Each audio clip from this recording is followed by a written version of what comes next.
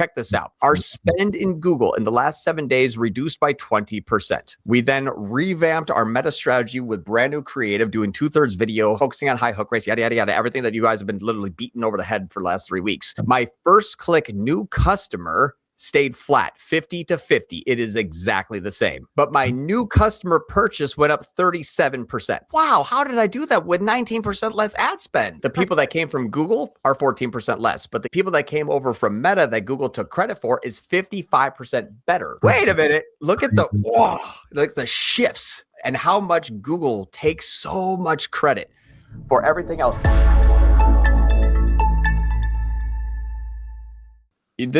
Watch this. This is where I think the big aha moment is. Whenever I do this, it becomes an eye opener for most people. What we did here since the second is we've added 100% more ad spend inside of just the Meta campaign. Okay, so that's 100% increase. Now, 100% increase to Topline MMM? No. We have Walmart, we have Amazon, we have Google, we have Meta. It was 100% increase of only Meta, which is basically $1,500 since the second. So approximately about $700 more per week. Right. Now, inside the platform, the cost per result, the thing that I find exciting is that green and is that green? This could be another one in front of it. This can have 16 more zeros behind it. I don't care as long as it's green.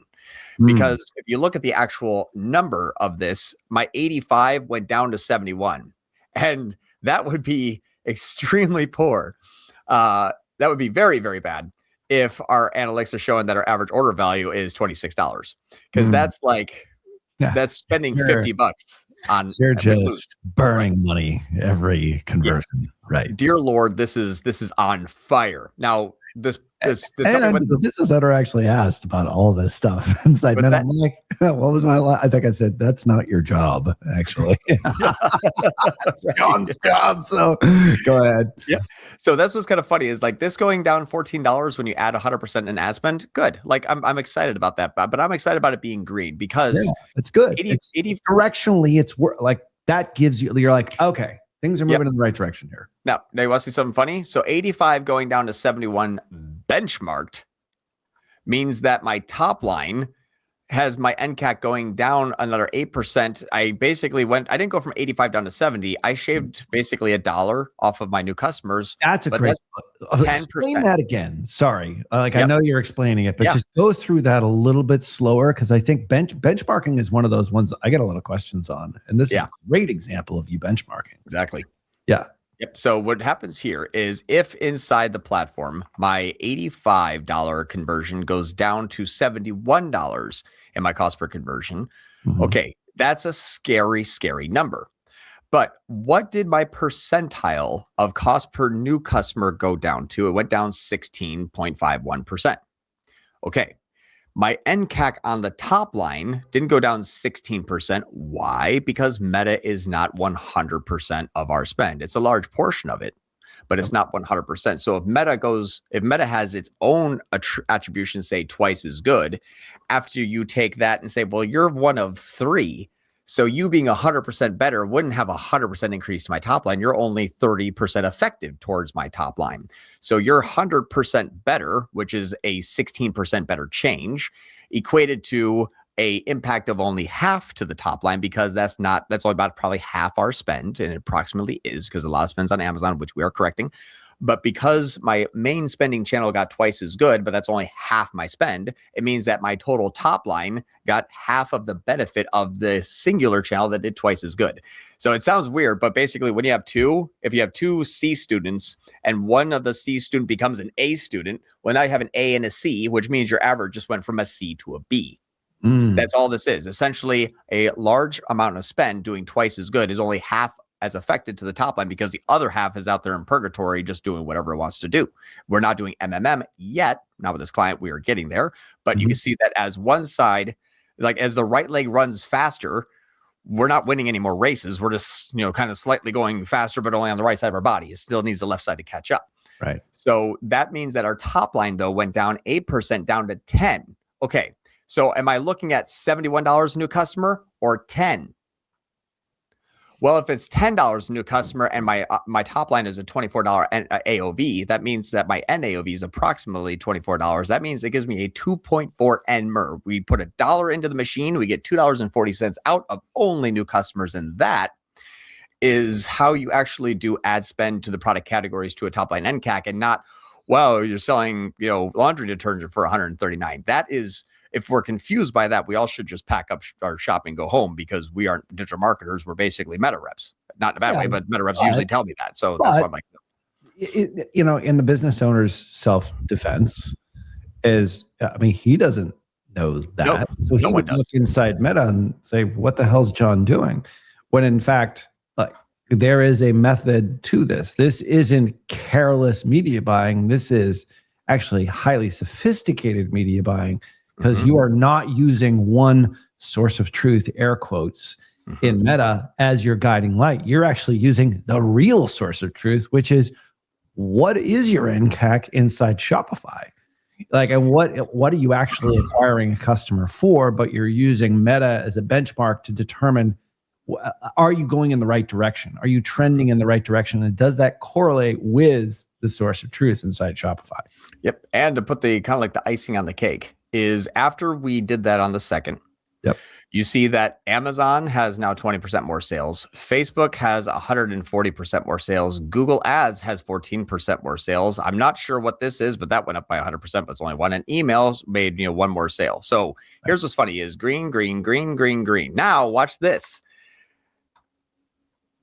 What does this tell you about MMM? When you can increase your Facebook spend, you can decrease your Amazon spend. Facebook gets 139% better, and Amazon spending basically $575 less makes 20% more sales. So do we see Amazon really moving the needle, or is Amazon like the really good shopping cart that offers free next day shipping that is just kind of pissing off your Shopify? Yeah. It's the one at the end of the line that's saying, that was me. I made that. Yep. What's exactly right we can use for Amazon? But the recommendation here was, the selfish child. This is like, no. Look at me. Thankfully, I didn't have one of those kids. Anyway, the point is this: is that the recommendation was, you need to reduce your Amazon spend. Yeah, they were overspending on Amazon, not getting the greatest advice from the Amazon management, and he said, well, if you really want to increase your overall media efficiency ratio, we're just teeing everything up. You don't have to spend to get that customer on Amazon. They're going to come naturally anyway, because we've already made them aware of your great product over on Meta. And remember what I said, that we've increased our efficacy on Facebook by 100%, basically by 100% better, 100% more ad spend and a better CPA. Well, that was offset by a fairly large, chunky platform that doesn't do that much. So that 100% is actually only worth 8% at the top line. But if we took Amazon and dropped another $2,000, your NCAC would probably be in the $9 or in the $8. Yeah, now, good point. The other thing that I think that is really, really interesting. Yeah. This is, watch how disconnected the whole world is because of CPA inside the platform. Simply due to the fact that John Moran said ad spend on a particular product is more important than anything you could ever think about in terms of moving the needle. Obviously, yes, you have to have fantastic creative and hook rates and click-through rates, but spend on those is extremely important. And it is so important that I can take an additional 25, 50, 75, an additional $125 in additional ad spend over the course of 2 weeks and literally change the outcome of every single channel, including Amazon, that is spending $5,000 to my little $750 or $1,200. Ad spend in MMM moves the needle more than anything. And if I listened to the in-platform and CPA and Google, I would have been like the other 6 digital agencies that failed on this client. Done. Boom.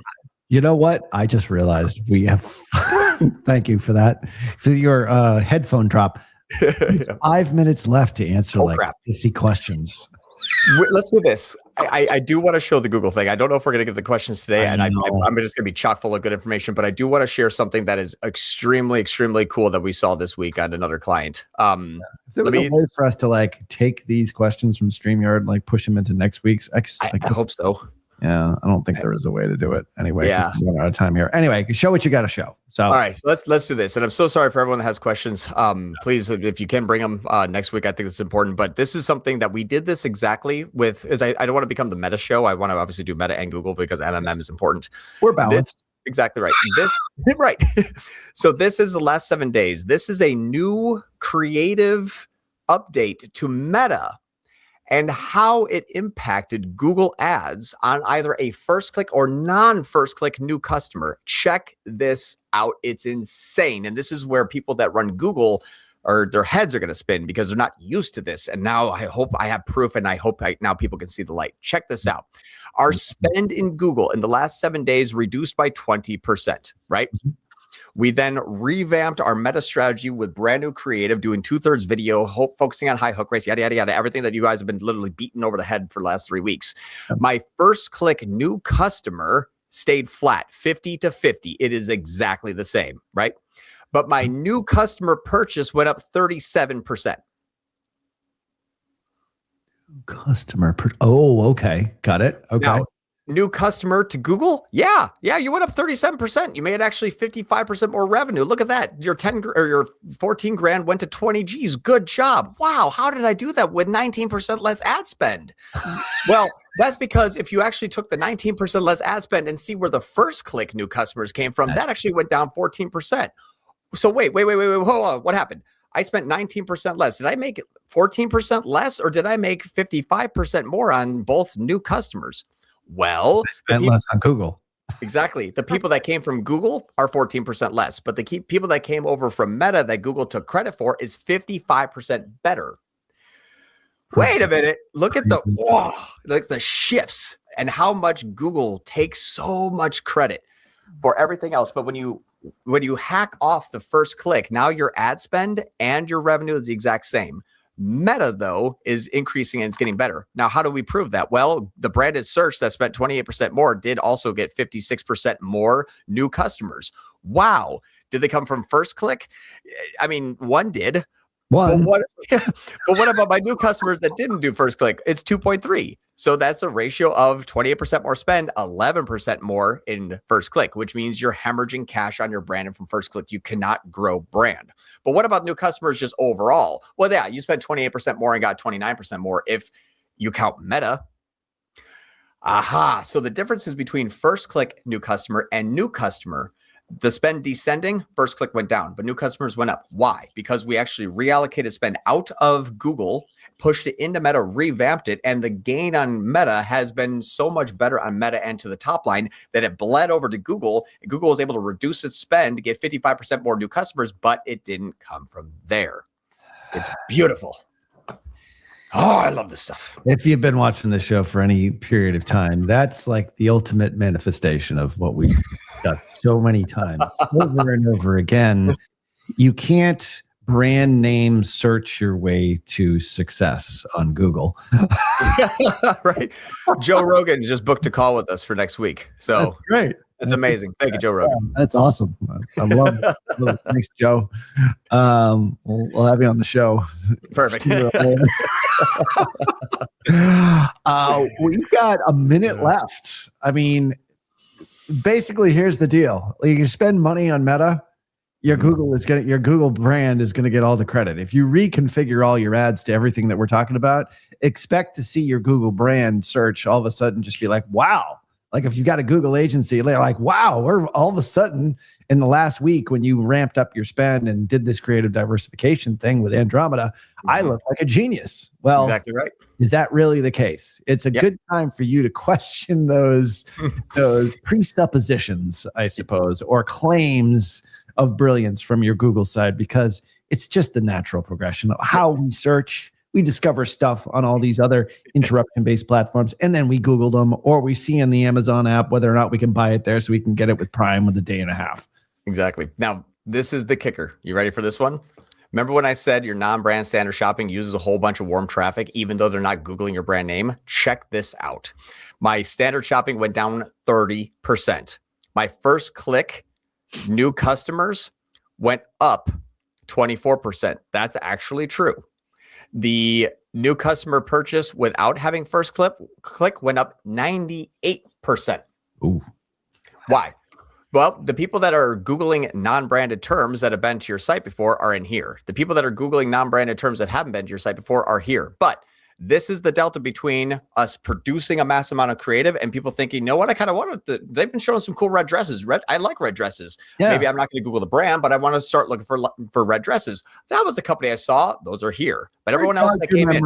And like, think about how humans actually process this. They're like, I don't really remember the name of the brand, but I'm just going to Google red dresses because I just saw it over on Instagram. Yeah, or maybe you're just like insoles, cloud insoles. These are, and you're like, you know what? My feet do hurt. I would like some insoles. Maybe not that one because it hasn't convinced me yet, but I do need some insoles. Right. But the difference between pulling 30% of your spend out and increasing new customer purchase by 100% had nothing to do with Google. It's just beautiful. I love this stuff. And now we can actually see the impact on MMM within the platform. Did it come from there or did it not? If it does, you earn spend. If not, keep spend low, keep remarketing, even on inbound through RLSA, which is the function of TCP ROAS, but still push on meta. What's important? Spend on high hook rates and high click-through rates. Yet again, that's how it impacts Google. That's full circle. That's how you move a business forward.